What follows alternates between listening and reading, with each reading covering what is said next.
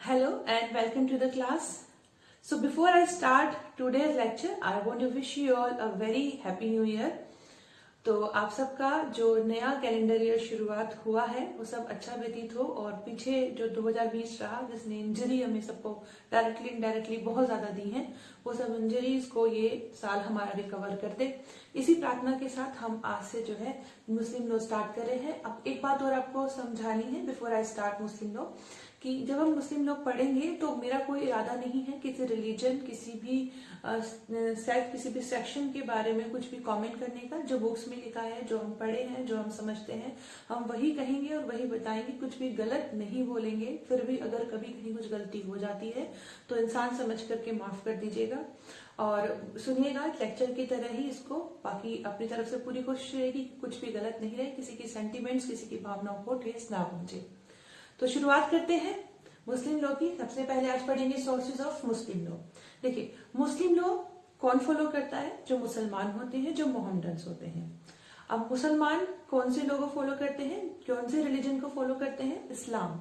तो इस्लाम का क्या मतलब होता है? रिलीजियस अगर हम मीनिंग देखें तो जो है इस्लाम का मतलब होता है submission to the will of God, मतलब कि परम पिता की जो है इच्छा में अपने आप को सरेंडर करना। और अगर हम इसका सेकुलर मीनिंग देखें तो इसका मतलब होता है कि स्टैब्लिशिंग द पीस, शांति का स्टैब्लिशमेंट करना। और जो इस्लाम है वो शुरुआत की थी प्रॉफिट मोहम्मद यानी मोहम्मद साहब ने शुरुआत की थी। तो मोहम्मद साहब से पहले जो अरब था वहां पर उसको जाहिलिया कहा गया, मतलब जाहिल माना गया। जाहिल तो हमें सबको पता है क्या वर्ड होता है, जो सिविलाइज्ड नहीं होता है। वहां पर जो अरब था मोहम्मद साहब से पहले, वो जो अरब जो कंट्री है वो बहुत सारी वहां पर इवल्स थी, बुराइयां थी। जैसे कि गैम्बलिंग बहुत कॉमन थी, जुआ खेला जाता था।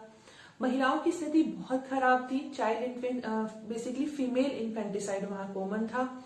जो स्त्रियां होती थी, महिलाएं होती थी, उनके साथ कैसे बर्ताव किया जाता जब तक वो अपने पिता के घर में रहती थी, जैसे कि वो चैटर्स हों, गुड्स हों।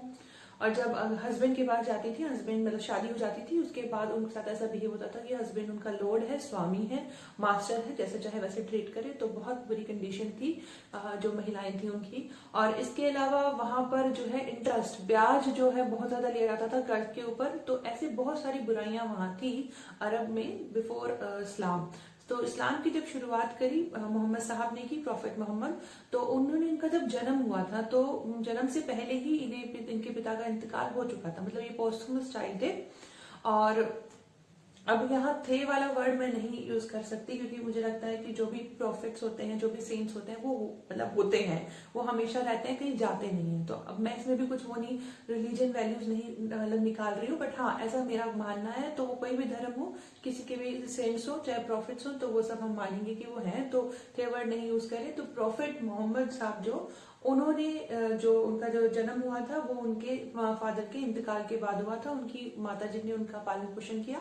6 साल की अवस्था में जब वो थे तो उस वक्त जो है उनका जो है माताजी का भी उनका देहांत हो गया। और फिर उसके बाद उनके दादाजी ने उनकी परवरिश करी। तो 2 साल बाद यानी उनकी माताजी के इंतकाल के 2 साल बाद उनके दादाजी की भी मृत्यु हो गई। और फिर उसके बाद उनके अंकल ने उनको जो है टेक केयर किया।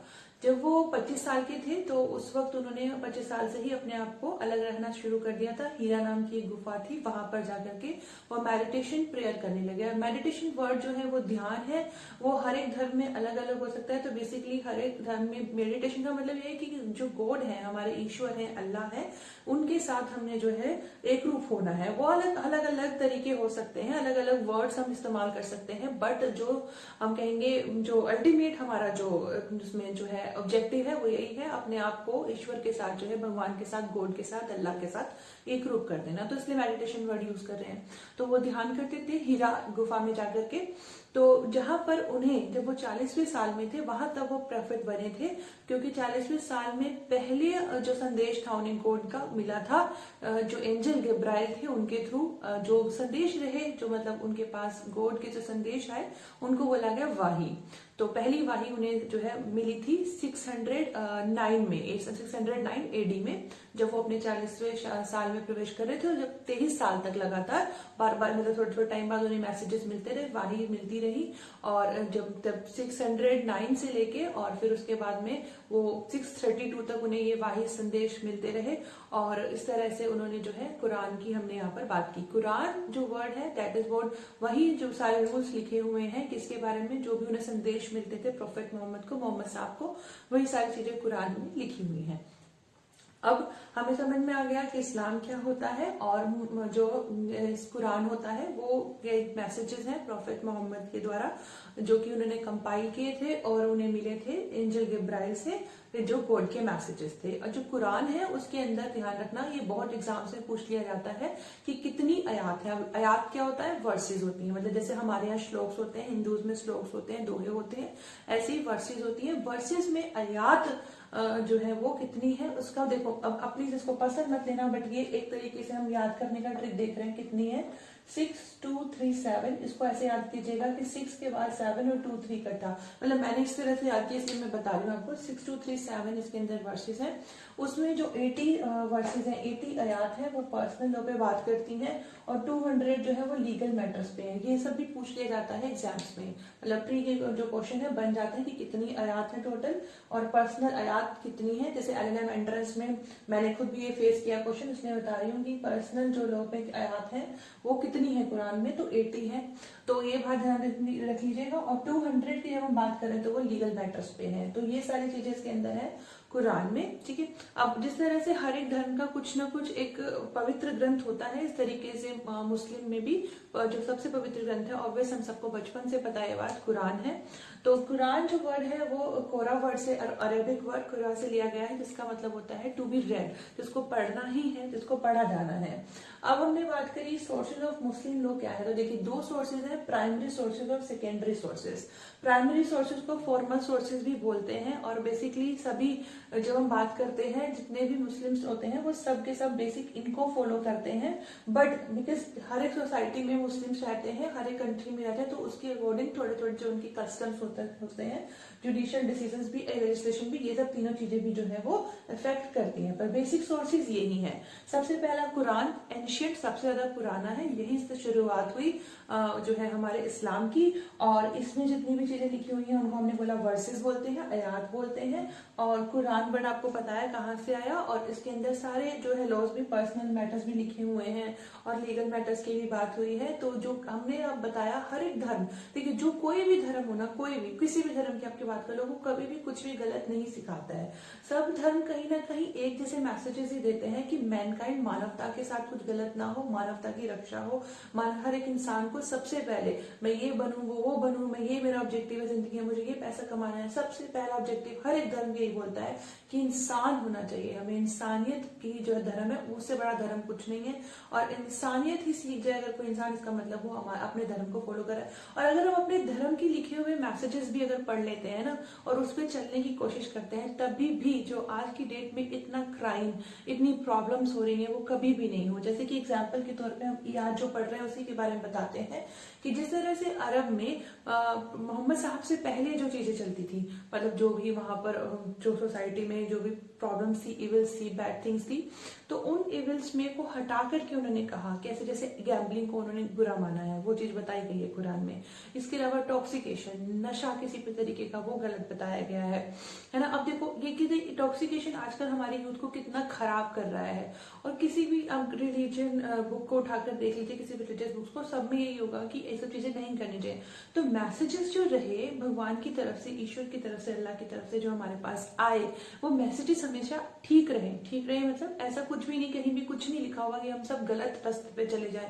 बट बिकॉज हम लोग हैं क्या, हमारे अंदर ना एक इंसान है और हमारी एक क्वालिटी है कि हम नेगेटिव जो चीजें हैं वो जल्दी जो है अडेप्ट करते हैं और पॉजिटिव चीजों को छोड़ देते हैं। तो बस वही हमारी सबसे बड़ा दोष यही है कि हम अगर अपने अपने रिलीजन को भी ढंग से फॉलो करने लग जाए ना, तो ये जो वर्ल्ड है वो बहुत पीसफुल हो जाएगा। तो देखो कितनी अच्छी बात है कि जुआ खराब है ना। और दूसरी बात बोली कि टॉक्सिकेशन खराब है, फीमेल की कंडीशन को इम्प्रूव करने का उन्होंने बहुत कोशिश की। जैसे पॉलीगैमी बहुत ज्यादा था अरब में, तो वो चीजें वहां पर बताई गई हैं कि खराब है। तो मतलब बहुत ही चीजों को अच्छे तरीके से और बहुत ही चीजों को अच्छे तरीके से समझाया गया। वहां पर भी इंसानियत को कहा गया कि जो है हमें स्टैब्लिश करना है। तो कुरान सबसे पहला सोर्स है जो हम मुस्लिम लोग के सोर्स की बात करते हैं। दूसरा है सुन्ना और अहदीस, जिनको ट्रेडिशन बोला। अब जो सुन्ना और हदीस क्या है उसको हम डिटेल में पढ़ेंगे अभी। फिर वैसे बता देते हैं सुन्ना और हदीस क्या है। कुरान तो हमें समझ में आ गया कि प्रॉफिट मोहम्मद को जो भी चीजें जब्राइल एंजल ने बताई थी वो सारी चीजें। और फिर उसके बाद में जो मोहम्मद साहब थे, मोहम्मद साहब को देख के और सुन के और मोहम्मद साहब के जो क्या कर रहे हैं क्या नहीं कर रहे हैं वो सारी चीजें जो देख करके सुन करके जब लोगों ने जो है उनके साथ के जो कंपेनियंस रहे उन सब ने जो देख करके लिख करके सीख लिया उसको सुन्ना बोला। सुन्ना मानी बेसिकली अगर हम इस चीज से रिलेट कर लेंगे, हाँ सुन्ना मतलब सुनना, तो वो चीजें हैं अहदीस जिनको ट्रेडिशन बोला गया है। फिर इजमा। अब इजमा क्या होता है? अनएनिमस डिसीजन ऑफ जूरिस्ट। तो जूरिस्ट जो रहे, लॉ मेकर जो रहे, उनके जो डिसीजन अनएनिमस, कैसे डिसीजन? अनएनिमस यानी कि सबका एक रूप डिसीजन था कि हाँ ये ठीक है, बात ऐसे होना चाहिए। तो जहां कुरान सुन्ना और हदीस साइलेंट है वहां पर इजमा चलेगा। और फिर उसके बाद आता है कियास, एनालॉजिकल डिडक्शन। मतलब यहाँ जो चीजें लिखी हुई हैं उसके बाद उनको जो जैसे आजकल क्या होता है, जैसे जुडिशियल प्रेसिडेंट बोलते हैं कि जब भी एक केस कोर्ट में आता है और पहले अगर देखा जाता है कि अच्छा ऐसा केस पहले भी आया था तो फिर उसको देखते हैं कि अच्छा आज ये केस में ये चीजें प्रॉब्लम मैच करती हैं तो फिर उसके बेस पर डिसीजन लिया जाता है, जिसे जुडिशियल प्रेसिडेंट बोलते हैं। बिल्कुल इस तरीके से एनालॉजिकल डिडक्शन है कि जो प्रॉब्लम पहले आई होगी और यहाँ कहीं लिखी हुई होगी और करंट प्रॉब्लम आई है उसको देख करके एनालाइज करके किस तरह से एक दूसरे उसको सोल्यूशन ढूंढा जा सकता है, उसको कियास बोला। अब हमें पता है मुस्लिम्स में शिया और सुन्नी दो सेक्ट्स हम पढ़ते हैं। अब आगे जिनके बीच में डिफरेंस है और वो हम नेक्स्ट क्लास में पढ़ेंगे। अभी सिर्फ हमें इतना पढ़ना है कि जो सुन्नी होते हैं वो चारों सोर्सेस को जो है मानते हैं, लेकिन जो शिया है वो क्या करते हैं, कुरान और सुन्ना, कुरान को मानते हैं, कुरान तो सर्वोपरि है। उसके बाद सुन्ना और अहदीस की जब बात की तो वो जो अहदीस है, जो ट्रेडिशन है, वो जो प्रॉफिट्स की फैमिली से आई है, मतलब मोहम्मद साहब की जो फैमिली से आई होंगी उन्हीं ट्रेडिशंस को मानते हैं। और इजमा को भी उन्होंने माना है कि जो इमाम से आई है, जो अनोनिमस डिसीजन ऑफ जूरिस्ट में जो इमाम्स ने दिए हैं वो उनको मानते हैं। और कियास को जो है जो शिया जो है वो नहीं मानते। तो इस चीज को आपको देखना है। फिर उसके बाद सेकेंडरी सोर्सेज में कस्टम, जिसको उर्फ और तमूल बोलते हैं, यानी कि जो थोड़े बहुत जैसे हमारे हम बात करें कि जैसे हिंदूज में होते हैं कस्टम्स, तो इस तरीके से मुस्लिम्स में भी कस्टम्स की बात हुई है। हालांकि शरीयत एक्ट 1937 के आने के बाद 10 चीजें ऐसी बताई गई जिसको कि लॉ में मान लिया गया। बाकी 3 चीजें ऐसी हैं। कौन कौन सी चीजें? एग्रीकल्चरल की बात की उन्होंने रिलीजन एंडाउमेंट्स की बात की, चैरिटेबल एंडाउमेंट्स की बात करी और इसके अलावा चैरिटीज की बात करी। 3 चीजों की बात करी कि इनमें जो है वो कस्टम जो चल रहे हैं वही फॉलो होंगे। बाकी सारी चीजों को उन्होंने बता दिया कि लॉ शरीयत एक्ट में जो जो चीजें बताई गई वो उसके अकॉर्डिंग चलना है। इसके अलावा जो सेक्शन 3 है शरीयत एक्ट का, उसमें ये भी कहा गया है कि जैसे मैरिज के पर्पसेज हैं, डिवोर्स का जो ऑब्जेक्टिव है, डिवोर्स के जो भी पर्पसेज हैं, डिवोर्स के जिस तरह से प्रोसीडिंग्स होंगी, मैरिज किस तरह से होंगे, वो सारी चीजें, डिवोर्स के प्रोविजंस, मैरिज के प्रोविजंस, और इसके अलावा जो अडॉप्शन होंगे और जो अडॉप्शन के अलावा जो है उत्तराधिकारी में देना, सक्सेशन के जो प्रोविजंस होंगे वो सब भी जो है वो कैसे होंगे, वो कस्टम के अकॉर्डिंग ही गवर्न होंगे। लेकिन अगर कोई मुस्लिम व्यक्ति ये कह देता है कि मैं तो शरीयत एक्ट के अकॉर्डिंग चलूंगा, डिक्लेयर कर देता है, तो वो उसके अकॉर्डिंग चलेगा। अदरवाइज सेक्शन 3 ये कहता है कि ये जो चीजें हैं, मतलब मैरिज, अडॉप्शन, डिवोर्स और ये जो है सक्सेशन, ये सब चलेगा कैसे? कस्टम्स के अकॉर्डिंग। तो कस्टम बहुत बड़ा रोल प्ले करते हैं सेकेंडरी सोर्सेज में। जुडिशियल डिसीजन की अगर हम बात करें तो हर कंट्री में जहां पर भी मतलब मुस्लिम संप्रदाय के लोग रहते हैं वहां पर जो डिसीजन लिए जाते हैं जजेस के, मतलब जैसे हमारे पास सुप्रीम कोर्ट है, हाई कोर्ट है, honourable supreme court, honourable high court है, तो वो जो डिसीजन लेते हैं वो कहीं ना कहीं सभी के सेक्शंस के लिए एक जैसे होते हैं। बट हाँ, ऑब्वियस सी बात है वो भी उनके पर्सनल लॉज को ध्यान में रखकर ही लेते हैं। तो जुडिशियल डिसीजन जो होते हैं वो भी सेकेंडरी सोर्सेज में आ जाते हैं। और लेजिस्लेशन, जैसे कुछ जो कानून होते हैं, वो कुछ कानून तो ऐसे हुए जो टेरिटरी लेजिस्लेशन बोले जाते हैं, जैसे सब पे इक्वल एप्लीकेबल होते हैं। इंडियन पिनल कोड है, क्रिमिनल प्रोसीजर कोड है, इंडियन कॉन्ट्रैक्ट एक्ट है, ये सारी चीजें क्या है, सब पे समान रूप से होते हैं। लेकिन पर्सनल लॉ जो होते हैं, जैसे हिंदू लॉ अलग है, ठीक है, पारसी लॉ भी अलग है, मुस्लिम लॉ अलग है, तो ये जो चीजें होंगी सब पे अलग अलग होंगी अपने अपने रिलीजन के अकॉर्डिंग। तो लेजिस्लेशन में इस तरीके से बहुत सारी चीजें बनी हुई है मुस्लिम लॉ में ही, जैसे शरीयत एक्ट मैंने आपको बताया है, ऐसे मुस्लिम वीमेन के प्रोटेक्शन में जो डिवोर्स प्रोटेक्शन के, डिवोर्स से रिलेटेड जो उन्हें खामियां होती हैं, जो प्रॉब्लम्स फेस करनी पड़ती है, उनके प्रोटेक्शन के लिए है, उनके हित के लिए चाइल्ड मैरिज रेस्ट्रेंट एक्ट है। तो ये एक्ट भी है जो कि मुस्लिम लॉ में जो है फॉलो होते हैं, सोर्सेज हैं। तो अब हम प्राइमरी सोर्सेज में सबसे पहले सुन्ना और अहदीस को डिटेल में पढ़ेंगे, फिर इजमा और कियास, इन तीनों को भी हमें डिटेल में पढ़ना है। तो देख लेते हैं सुन्ना और अहदीस के बारे में कि कितने तरीके से सुन्ना और अहदीस होती है। तो सबसे पहले हम देखते हैं कि सुन्ना और अहदीस कितने तरीके के हैं। तो सबसे पहले है सुन्नत उल कुवाल, वर्ड स्पोकन, फिर है सुन्नत उल फाइल, कंडक्ट, फिर सुन्नत उल तकरीर, साइलेंस। यानी कि हमें पता है सुन्नत क्या होते हैं।